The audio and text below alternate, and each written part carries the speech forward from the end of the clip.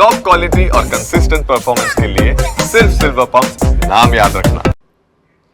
આગળ વધી રાજકોટ બાદ હવે વડોદરામાં સરકારી વાહનમાં અનધિકૃત સાયરન લગાવવાનો મુદ્દો ગુંજ્યો છે। વડોદરા મહાનગરપાલિકાના હોદ્દેદારો જે છે તેઓ સરકારી વાહનમાં સાયરન લગાવતા વિવાદ સર્જાયો છે। આ આક્ષેપો અત્યારે ચોક્કસપણે સામે આવી રહ્યા છે। અગાઉ રાજકોટથી આ પ્રકારની ઘટનાઓ સામે આવી હતી કે જ્યાં વાઇસ ચાન્સેલરની ગાડી પર અનધિકૃત સાયરન લગાવવાનો મામલો સામે આવ્યો હતો, ત્યારે હવે વડોદરાથી પણ આ પ્રકારની ઘટના સામે આવી છે, જ્યાં હવે આ કોઈ મામલો જે છે તેમાં ટ્રાફિક પીઆઈનો હાસ્યાસ્પદ જવાબ પણ ચર્ચાનું કેન્દ્ર બન્યો છે। તેમણે કહ્યું કે કાયદાનો અભ્યાસ કરી કાર્યવાહી કરીશું।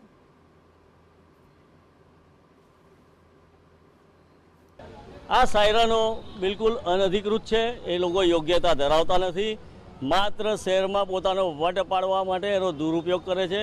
અને ઇવન સાયલેન્ટ ઝોન જે ડિક્લેર કરેલા છે, હવે તો તરત કોર્પોરેશન બોર્ડ પણ નથી લગાવતું, એ સાયલેન્ટ ઝોન એસએસજી હોસ્પિટલ કે બીજા બધા હોસ્પિટલ કે સ્કૂલો કોલેજો એની પાસે પણ આ લોકો વારંવાર વગાડે છે એમનો વટ પાડવા માટે, અને એમના કહેવાથી લગાવેલા છે। આ ખરીદી કર્યા એ પણ ગેરકાયદેસર કર્યા છે। અને ઇવન વ્હીકલ પુલના મેનેજરનો મારી પાસે આરટીઆઈનો જવાબ છે કે આ પરિપત્ર સરકારના પરિપત્ર મુજબ મેયર અને ડેપ્યુટી મેયર સાયરન વગાડી શકે નહીં, એવો પરિપત્રનો જવાબ છે। કારણ કે એક પરિપત્ર પ્રમાણે, ગુજરાત રાજ્યના પરિપત્ર પ્રમાણે કે ભાઈ આ સાયરન કોઈ ગવર્મેન્ટના એને આમાં આપવામાં આવે, ચીફ જસ્ટિસ હોય છે, બધાને આપવામાં આવે છે। આ કાયદેસર ગેરકાયદેસર 2022થી કમિશનરે, મ્યુનિસિપલ કમિશનરને બી કહેવામાં આવ્યું, પત્ર લખવામાં આવ્યો છે કે ભાઈ સાયલેન્સર તાત્કાલિક હટાવવામાં આવે, પણ આ સુધી હટાવ્યા નહીં।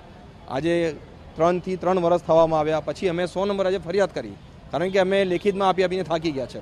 હા, તો સાયરન રિલેટેડ પરિપત્ર જે છે એનો અભ્યાસ કરશું, એમાં જોગવાઈ નહીં હોય તો થઈ જશે, હટી જશે। સાયરન હટાવવાની કાર્યવાહી થશે ને, દંડની